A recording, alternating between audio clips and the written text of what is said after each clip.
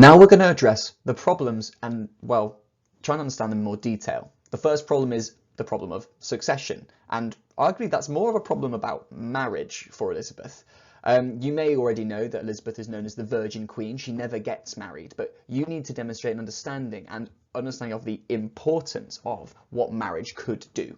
Now, it's your choice which side you lean on, but we need to understand both sides of the argument. Why should Elizabeth get married, and why shouldn't she?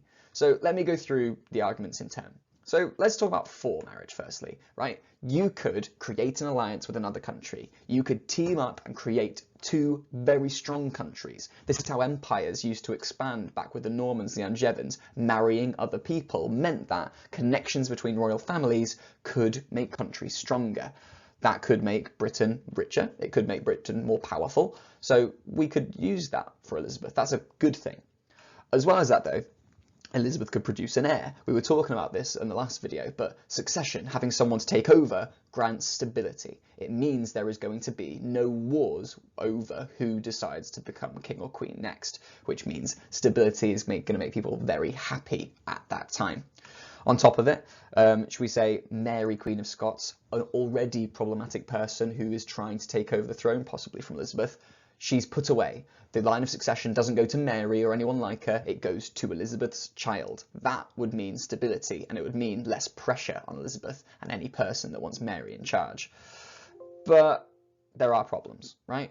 First one, marrying someone in a different country or a foreign prince means that you are giving England essentially to the control of that other country. It is no longer an English person with ruling power in England. It could be a foreign power that doesn't have England's best interest at heart. As well as that, marrying an Englishman in England, if you don't want to do the foreign prince methods and you just marry someone from England, that means there's going to be some sort of issue. Because again, remember, sexism is rife at this time. People are going to defer to the man's opinion on matters rather than Elizabeth's when she, should we say, by religious reasons and by monarchy reasons, should be in charge. And that's, should we say, a problem. That is an issue. Elizabeth's ideas probably wouldn't go forwards without people seeing that the husband approves of it as well. It would cause arguments, essentially. On top of that, we've got things about, well, if you don't get married, you're independent. You don't have to defer and talk to other people in front of everyone else to kind of get a decision made. And this one's actually really important because, again, for men, marriage and having kids is a completely easy thing. But Elizabeth is a woman. She is the person having the child, which actually is really risky for women at this time. I think it is, I can't remember the exact numbers, but I think it's like 50% chance of death at this time. And to be honest, for Elizabeth, if you know her family, she's watched, should we say, marriages go horrible. Her sister, Mary First, had gotten married to the Prince of Spain, sorry, King of Spain, and they had a horrible marriage. It went awfully. It was widely seen as a failure. So why would Elizabeth do that exact same thing? Each of these has a reason why they are good and a reason why they are bad. And we need to understand both. But with that, we also need to see the potential suitors of Elizabeth. So I'm going to put them on the board now. We've got guy number 1, we've got guy number 2, we've got guy number 3. These are your 3 possible, well, suitors. They could marry Elizabeth to form that bond and cause, shall we say, maybe there's possible good things to come out of the marriage, heirs and so forth. The first one on the left-hand side is a man called Robert Dudley. He is the Earl of Leicester, and he's actually very close friends with the Queen.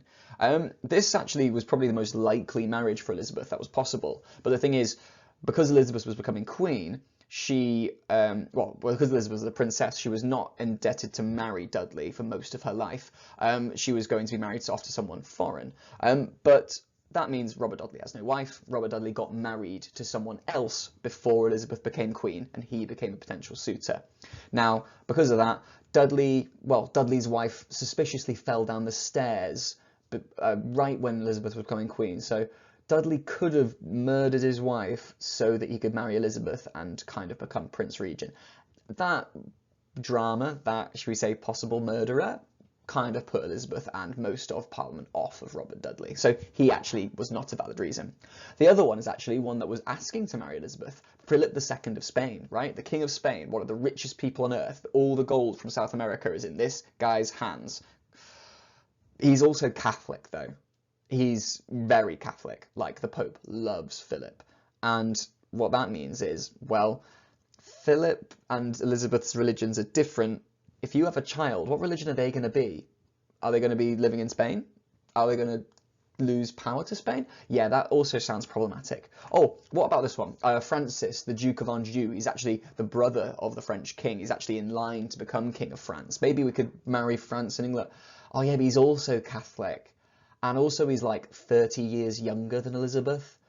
Yeah, you see the problem. And you can decide which suitor to pick from, but you need to remember that essentially this is the decision.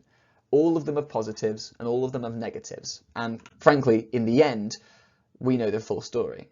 On top of that, it adds more problems for Elizabeth, the succession problem, because her decision-making, her ability to get married, or should we say decision, affected Parliament and the stability of the country. So Parliament was setting out and trying to go and get should we say, a suitor for Elizabeth. They were going off to different countries and offering her up as a potential person to marry. And frankly, Elizabeth hated this.